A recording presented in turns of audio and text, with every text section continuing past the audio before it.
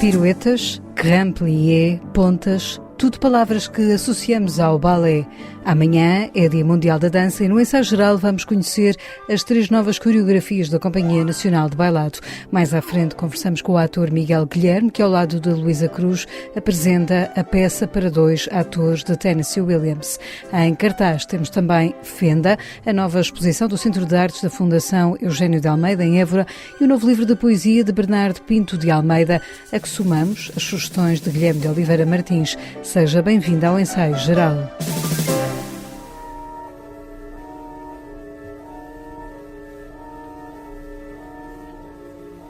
Este sábado é Dia Mundial da Dança e nada melhor do que se sentar na plateia do Teatro Camões em Lisboa para ver o novo espetáculo da Companhia Nacional de Bailado. Chama-se Noite Stravinsky e junta 3 coreografias num só espetáculo. Vai poder assistir ao clássico Sagração da Primavera de Václav Nijinsky, As Bodas e Intermezzo do italiano Mauro Bigonzetti. A unir as coreografias está um compositor, explica Carlos Prado, diretor da companhia. São 3 peças, todas com música de Stravinsky, sendo que a primeira que apresentamos é As Bodas, com a coreografia do Mauro Bigonzetti. Este ano as Bodas fazem 100 anos, portanto é o centenário das Bodas. Não vamos fazer a versão original da Bronislavska Nijinská, mas fazemos a versão do Mauro Bigonzetti.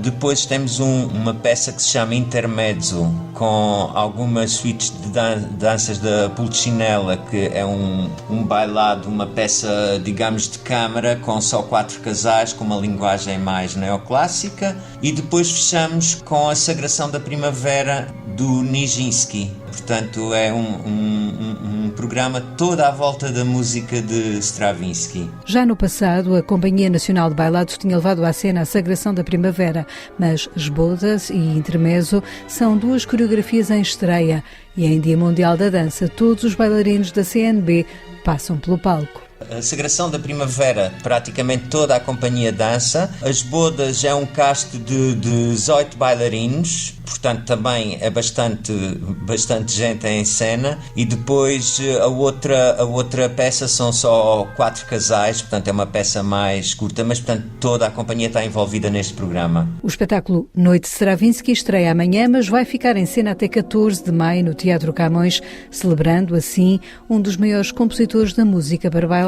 É um compositor genial, com uma obra muito profícua, mas é também um compositor que teve sempre uma relação muito estreita com a dança. Ele escreveu várias peças para dança e, aliás, trabalhou até, por exemplo, com Jorge Balanchine em várias coisas que criaram juntos, ou seja, ele criou a música e o Balanchine fazia a coreografia. Aliás, é o caso, por exemplo, da Sagração da Primavera também, que ele trabalhou a convite do Diaghilev, trabalhou muito próximo do Nijinsky. É um compositor extraordinário que, de certa forma, mudou a maneira de conceber a música e de certeza, a música para dança. E de facto, a Sagração da Primavera é uma peça muito revolucionária para a época. Ou seja, havia público que pateava, público que gritava, público que estava a gostar imenso, de tal forma que o próprio Nijinsky tinha que gritar as contagens das culisses porque não se ouvia nada no teatro.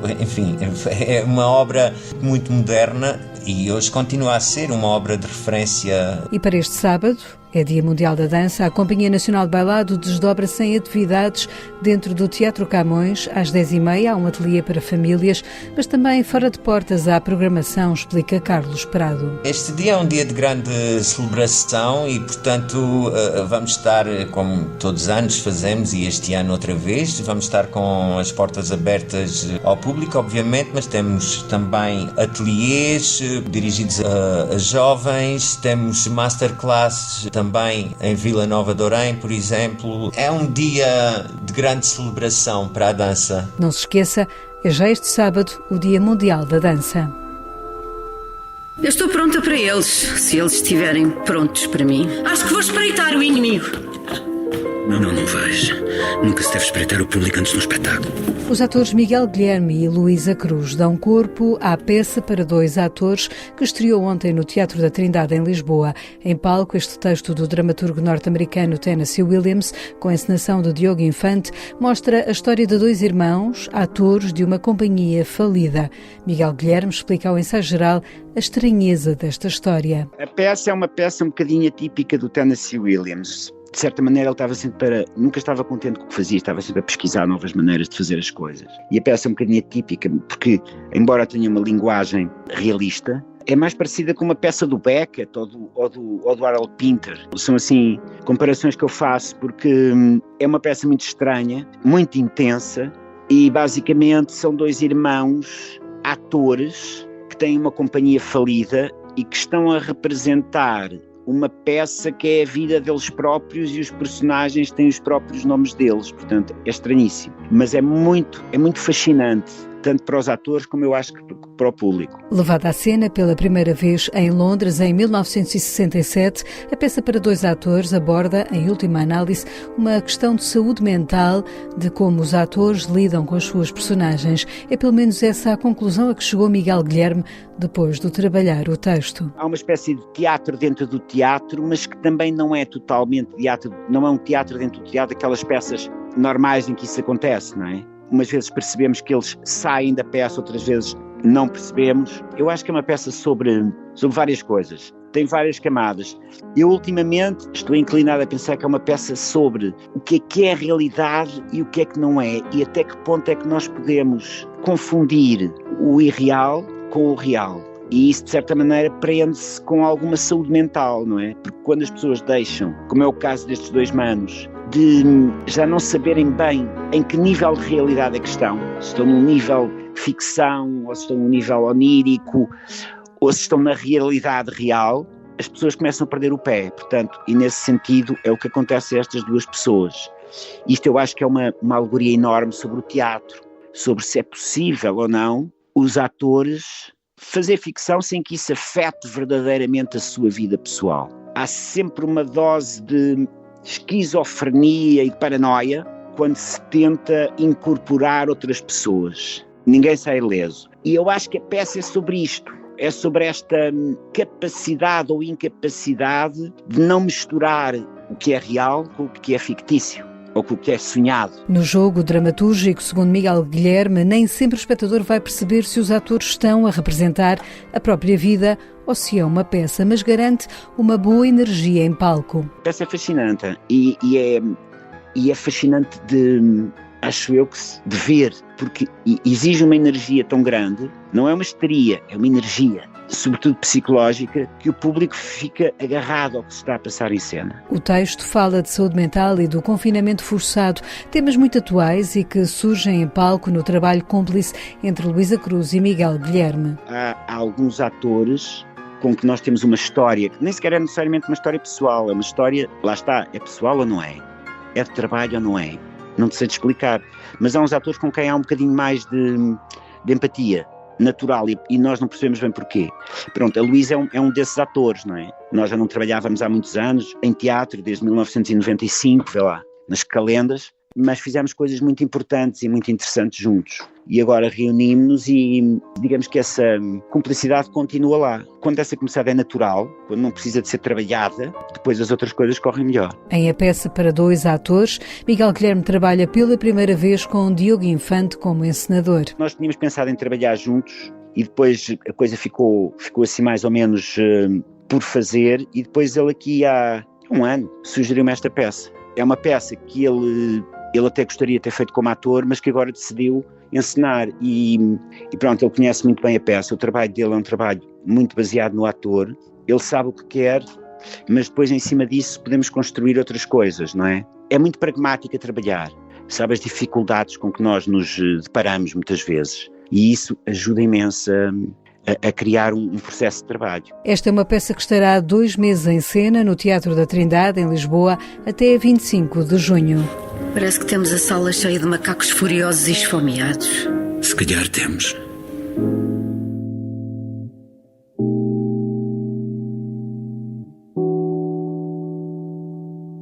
Em Évora abre este sábado ao público uma nova exposição no Centro de Arte e Cultura da Fundação Eugênio de Almeida. Poderá ver Fenda, uma mostra que junta arte antiga e contemporânea. A celebrar 60 anos, a Fundação Eugênio de Almeida desafiou os curadores Joaquim Caetano e Francisca Portugal para trabalharem numa exposição que explora o diálogo entre artistas de várias épocas, centrado nos temas das relações da sociedade e arte perante a pobreza.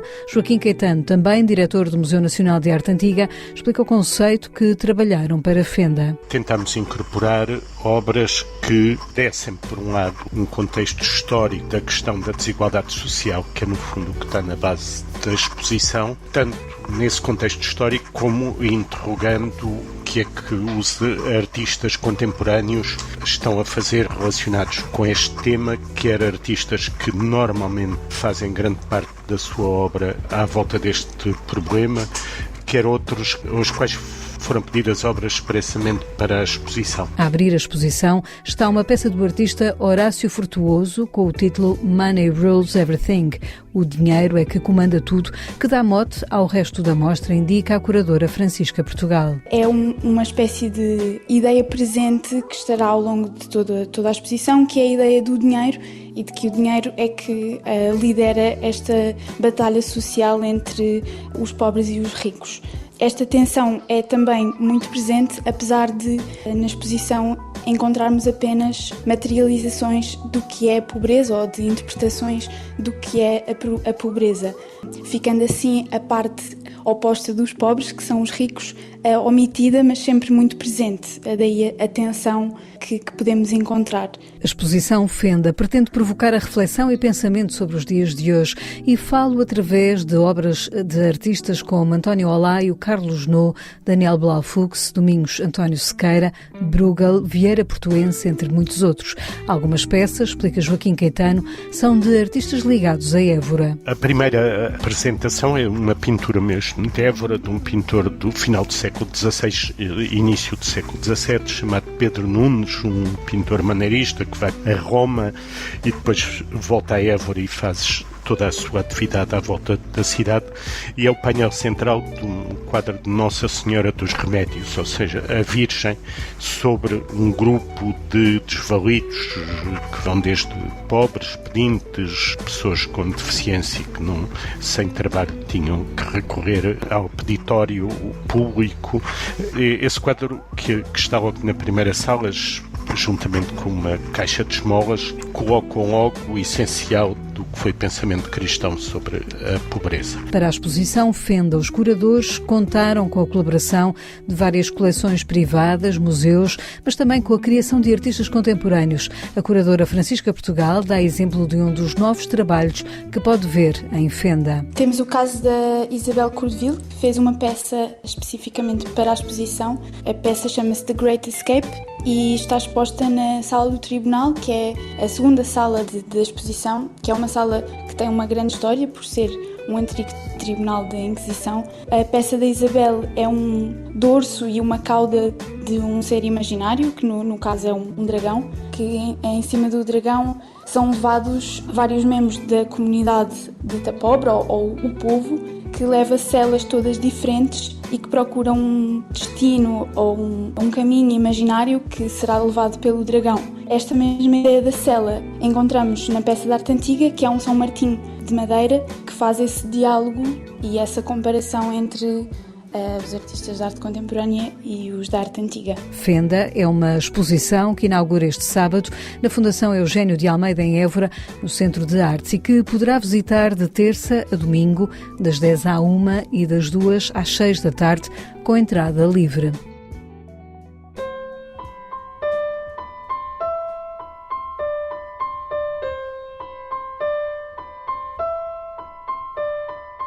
Diz de si que é um poeta bissexto. Passa anos sem publicar, até encontrar razão para voltar à poesia. Bernardo Pinto de Almeida, académico do Porto em Belas Artes, editou recentemente Sicília.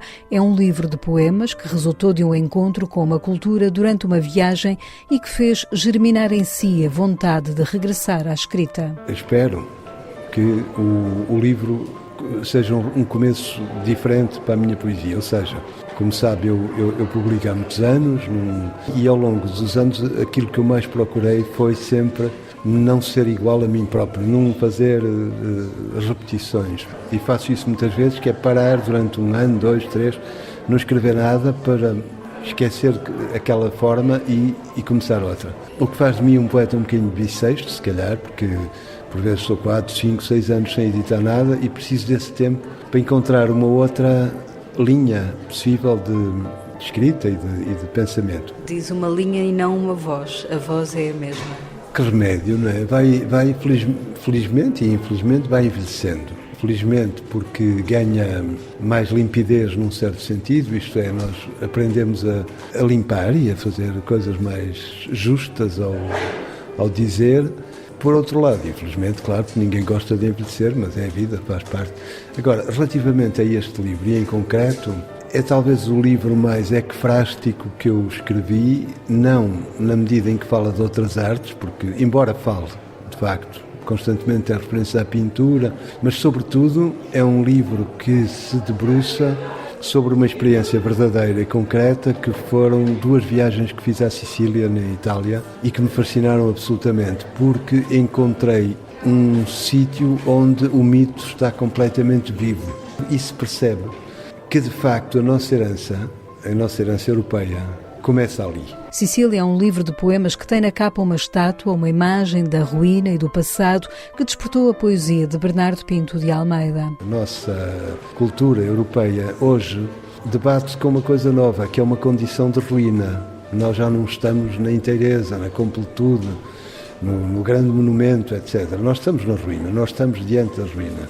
E essa ruína permite-nos olhar de outra maneira para os outros que não chegaram a construir a completude, por exemplo. E, nesse sentido, aprender uma modéstia no olhar, aprender até uma limpidez no olhar que talvez faltasse antes. Na Sicília, eu encontrei, porque tudo aquilo está em ruínas, os templos estão em ruínas, a antiguidade, a sua inteireza ficou arruinada, e então percebe-se a grandeza do que foi.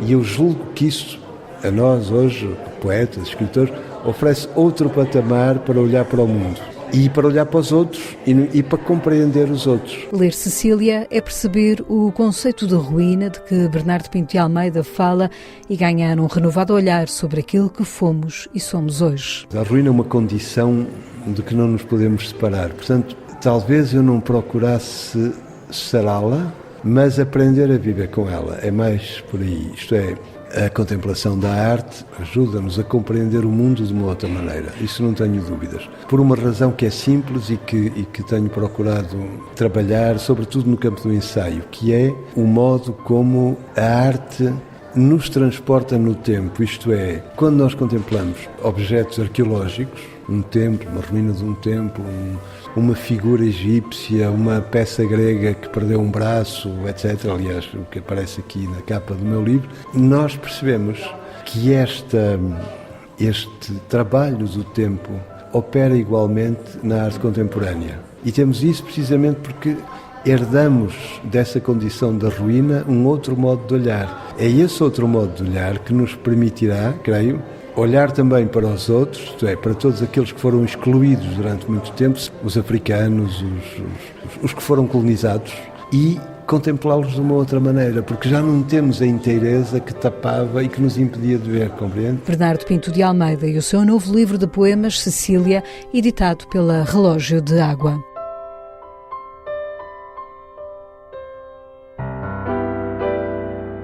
No ensaio geral, escutamos agora Guilherme de Oliveira Martins, o nosso colaborador do Centro Nacional de Cultura, que nos fala hoje de Madalena de Azeredo Perdigão, cujo centenário é assinalado pela Gulbenkian com uma exposição, concertos e outras iniciativas. Madalena Perdigão, vamos correr riscos, é uma mostra na Fundação Carlos Gulbenkian, comissariada por Rui Vieira Neri e Isabel Tomás Almeida, realizada a partir do amplo levantamento de fontes nos arquivos da própria Fundação e em coleções privadas, que permitiu identificar um conjunto de documentos que nos ajuda a compreender o pensamento e a ação de uma figura excepcional que deixou uma marca profunda em toda a evolução das artes performativas entre nós.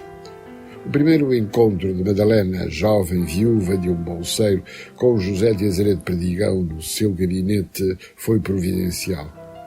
A partir de então, a futura diretora do Serviço de Música, diplomada em Matemática, empenhou-se com todo o entusiasmo em dar às artes um decisivo impulso. Além da criação da orquestra em 1962, do coro em 1964, do grupo de bailado depois Ballet Gulbenkian em 1965, devem-se-lhe os cursos de educação e didática, de direção coral e de iniciação musical infantil, sob a direção de pedagogos como Edgar Willems, Karl Jorf, Pierre Cullen e Michel Corbos, bem como a catalogação dos fundos musicais das bibliotecas e arquivos portugueses e a publicação da coleção de obras da música portuguesa antiga. No campo do ensino artístico, foi defensora do conceito do ensino integrado, já que as artes constituem o fulcro da aprendizagem, o polo no qual convergem e de onde irradiam os vetores dos diferentes ramos do conhecimento. Foi essencial ainda a sua ação no ACARTE, Serviço de Animação, Criação Artística e Educação pela Arte, no Centro da Arte Moderna. Tratou-se de agir no teatro, na dança, no cinema, na música, na literatura, nas artes plásticas e arquitetura. Segundo Madalena Perdigão, o objetivo seria dar aos portugueses a visão mais atualizada possível do que se passava em outros países no campo da arte.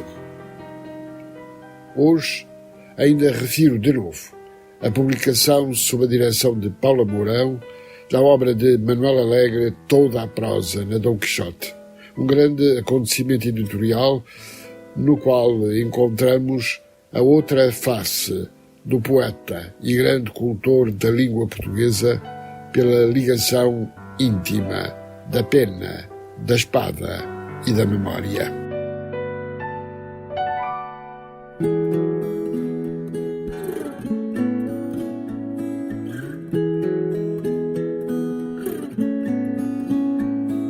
Chama-se Vida e é a mais recente canção de Jorge Palma. O músico tem um novo disco que leva o título desta música e que marca o seu regresso desde 2011 do disco Com Todo o Respeito, que não editava. Este Vida saiu hoje numa edição especial com uma caixa que, além do disco, terá um facsímile do primeiro rascunho desta música que escreveu à guitarra quando estava sozinho em casa. O concerto de apresentação do disco está marcado para 6 de maio no convento de São Francisco, em Coimbra, e os bilhetes já estão à venda. É com Vida, de Jorge Palma, que fechamos o ensaio geral, que teve sonorização de José Luís Moreira. Voltamos de hoje a 8 dias com novas ideias e sugestões para os seus tempos livres. Até lá, boa noite e bom fim de semana. E leva-me em cada momento, cresce em mim. Mostra-me os meus ideais, os mais nobres e os demais. Ajuda-me a classificar os anjos. Vida, moldura de todos os astros, fonte de todo o oceano, pilar de toda a construção. Vive em mim, vida, origem do meu sobressalto, faz-me rasgar o mar alto, tomar o mundo de assalto, vai por mim. Mostra-me os meus ideais, os mais nobres e os demais. Ajuda-me a classificar os anjos.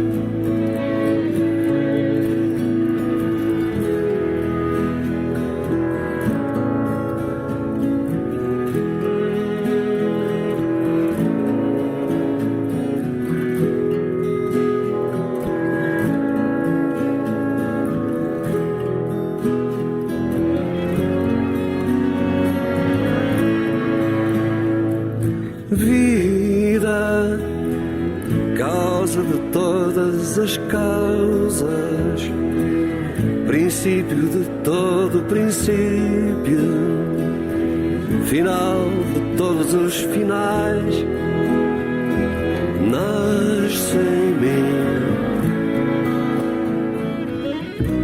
Mostra-me os meus ideais, os mais nobres e os demais, ajuda-me a classificar os anjos